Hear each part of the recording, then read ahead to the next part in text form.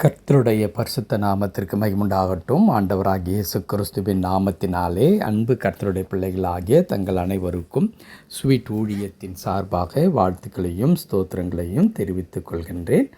உபாகமத்தின் புத்தகம் 29ஆம் அதிகாரம் 9வது வசனம். உபாகமம் 29ஆம் அதிகாரம் வசனம் 9. நீங்கள் செய்வதெல்லாம் உங்களுக்கு வாய்க்கும்படிக்கு இந்த உடன்படிக்கையின் வார்த்தைகளை கைக்கொண்டு அவைகளின்படி செய்வீர்களாக. நீங்கள் செய்வதெல்லாம் உங்களுக்கு வாய்க்கும்படிக்கு இந்த உடன்படிக்கையின் வார்த்தைகளை கைக்கொண்டு அவைகளின்படி செய்வீர்களாக. கர்த்தருடைய பரிசுத்த நாமத்திற்கு மகிமுண்டாகட்டும். என் அன்பு கடவுளுடைய பிள்ளைகளே, கடவுளுடைய வார்த்தை உடன்படிக்கையின் வார்த்தை என்பது நமக்கு நன்றாக தெரியும். வேதத்தை நீங்கள் கூர்ந்து வாசிக்கும் பொழுது ஆண்டவர் நம்மோடு கூட உடன்படிக்கை செய்து கொள்கிறார். அதை முதலாக ஆபிரகாமின் வாழ்க்கையிலே நாம் பார்க்கின்றோம். ஆபிரகாமை அழைத்து ஆண்டவர் ஆபிரகாமோடு கூட உடன்படிக்கை செய்தார் என்று சொல்லி பார்க்கிறோம். அந்த உடன்படிக்கையில் என்னவெல்லாம் இருந்தது என்றால், நீ என்னுடைய ஜனமாக நான் உன்னுடைய தேவனாக இருப்பேன் என்பது அடிப்படையான ஒன்றாக அந்த உடன்படிக்கையில் இருக்கின்றது. அதற்கு பிறகு நாம் கடவுளுடைய பிள்ளைகளாக அந்த உடன்படிக்கைக்குள், அந்த அன்புக்குள், அந்த உறவுக்குள் நிலைத்திருக்கும் பொழுது கடவுள் அநேக விதமான நன்மைகளையும் ஆசீர்வாதங்களையும் நமக்கு வாக்களிக்கின்றார். இப்படி தான் கடவுளுக்கும் நமக்கும் இடையில் இருக்கிறதான உறவு என்பது தீர்மானிக்கப்பட்டிருக்கிறது. நாம் கடவுளுடைய பிள்ளைகளாகவும் நாம் கடவுளுடைய பிள்ளைகளாக கர்த்தருடைய வார்த்தையை கை கொள்ளுகிறவர்களாக நாம் அடையாளப்படுத்தும் பொழுது கடவுள் நம்முடைய ஆண்டவராக இருந்து அவர் தன்னை எவ்விதமாக நம்முடைய வாழ்க்கையில் வெளிப்படுத்துகிறார் என்றால், நம்மை மேன்மைப்படுத்துவதன் மூலமாய், மகிமைப்படுத்துவதன் மூலமாய். இதுதான் ஆண்டவராக இயேசு கிறிஸ்து யோவான் நற்செய்தி நூலில் பேசும்பொழுது இப்படி சொல்லுகிறார்: என் வார்த்தை உங்களில் நிலைத்திருந்தால், நீங்கள் என்னிலும் என் வார்த்தை உங்களிலும் நிலைத்திருந்தால் என்ன செய்வீர்கள்? நீங்கள் மிகுந்த கனிகளை கொடுப்பீர்கள். நீங்கள் கேட்டுக்கொள்வது எதுவோ அது உங்களுக்கு செய்யப்படும் என்று ஆண்டவர் சொல்லுகிறார். இப்போ கடவுளுடைய வார்த்தை என்பது ஏதோ ஒரு மத சடங்குக்காக எழுதப்பட்ட ஒரு வேத வார்த்தை அல்ல. அது நம்முடைய வாழ்க்கையில் அது என்றும் இருக்க வேண்டும் என்கிறதான அடிப்படை கொண்டிருக்கின்றது. அப்படிப்பட்ட காரியத்தை நாம் செய்யும் பொழுது என்ன நடக்கும் என்பதை இங்கே நாம் வாசிக்கின்றோம். நீங்கள் செய்வதெல்லாம் உங்களுக்கு வாய்க்கும்படிக்கு. நீங்கள் செய்கின்ற காரியங்கள், அது வேலையாக இருக்கலாம், தொழிலாக இருக்கலாம், அது படிப்பாக இருக்கலாம், அல்லது இன்னும் வேறு எந்த முயற்சிகளாக இருக்கலாம். அந்த முயற்சிகள் எல்லாம் உங்களுக்கு சித்தி பெறுவதற்கு, அதிலே நீங்கள் வெற்றி அடைவதற்கு, அது உங்களுக்கு வாய்க்கச் செய்வதற்கு நீங்கள் என்ன செய்ய வேண்டுமாம்? இந்த உடன்படிக்கையின் வார்த்தைகளின்படி நீங்கள் என்ன செய்யுங்கள்? செய்வீர்களாக. இந்த உடன்படிக்கையின் வார்த்தைகளை கை கொண்டு அவைகளின்படி நீங்கள் செய்வீர்களாக என்று எழுதியிருக்கிறது.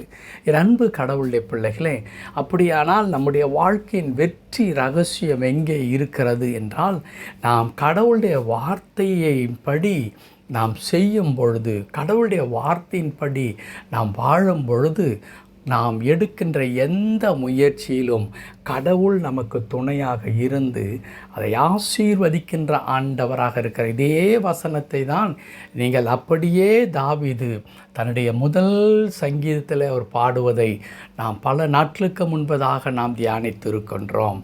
கர்த்தருடைய வேதத்தில் இரவும் பகலும் தியானமாயிருக்கிற மனுஷன் பாக்கியவான். அவன் எப்படி இருப்பான்? நீர்க்கால்களின் ஓரத்தில் நடப்பட்டு தன் காலத்தில் தன் கனியை தந்து இலையுதிராதிருக்கிற மரத்தை போல் இருப்பான். அதோடு முடிந்து விடவில்லை, அவன் செய்வதெல்லாம் வாய்க்கும். ஏன்? எப்படி அவன் செய்வதெல்லாம் வாய்க்கும் என்று இங்கே சொல்லப்படுகிறது? அவன் மிகவும் புத்திசாலியான ஒரு மனிதன். அவன் அப்படியே ஞான மிகுதியான ஒரு மனிதனாக இருக்கிறான். டெக்னிக்கலி யூ வில் பி அப்படியே ஒரு எக்ஸலண்ட்டாக குவாலிஃபை ஆகின ஒரு மனிதன். அப்படி அல்லவே அல்ல. அப்படி அல்ல. கர்த்தருடைய அந்த உடன்படிக்கையின் வார்த்தையை கை கொள்ளும் பொழுது, கர்த்தருடைய உடன்படிக்கையின் வார்த்தையை தன் வாழ்க்கையிலே அவன் பிரதிபலிக்க ஆரம்பிக்கும் பொழுது கடவுள் அவனுடைய கைகளின் பிரயாசத்தை ஆசீர்வதிக்கிறார், அவனுடைய முயற்சிகளை ஆசீர்வதிக்கின்றார், அவனுடைய காரியங்கள் அனைத்தும் வாய்க்கும்படி செய்கின்றார். ஆமென். அன்பு கடவுளுடைய பிள்ளைகளே, இங்கேயும் உபாகமத்தில் கடவுள் அதைத்தான் சொல்லித் தருகிறார். நீங்கள் செய்வதெல்லாம் உங்களுக்கு வாய்க்கும்படிக்கு இந்த உடன்படிக்கையின் வார்த்தைகளை கை கொண்டு அவைகளின்படி செய்வீர்களாக. அப்படியானால் நாம் கர்த்தருடைய வார்த்தையின்படி நாம் செய்யும் பொழுது தானாகவே நம்முடைய வாழ்க்கையில் நாம் எடுக்கின்ற எந்த முயற்சியும் அது வெற்றி நிறைந்ததாக இருக்கும், அதிலே தோல்வி வராது. காரணம், கடவுளுடைய உத்தரவாதம் அதிலே இருக்கிறது. கடவுள் அப்படியே தாம் சொன்ன வண்ணமாகவே நம்மை ஆசீர்வதிக்கின்ற ஆண்டவராக இருக்கிறார். ஆகவே என் அன்பு கடவுளுடைய பிள்ளைகளே, நீங்கள் எந்த வேலை வேண்டாலும் செய்யலாம். அது ஒரு சொந்தமான தொழிலாக கூட இருக்கலாம், ஒரு அலுவலகத்தில் நீங்கள் வேலை செய்யலாம், அல்லது இன்னொரு மாணக்கராக இருந்து நீ படித்து கொண்டிருக்கலாம், அல்லது இன்னும் பற்பல காரியங்களை நீங்கள் செய்து கொண்டிருக்கலாம்.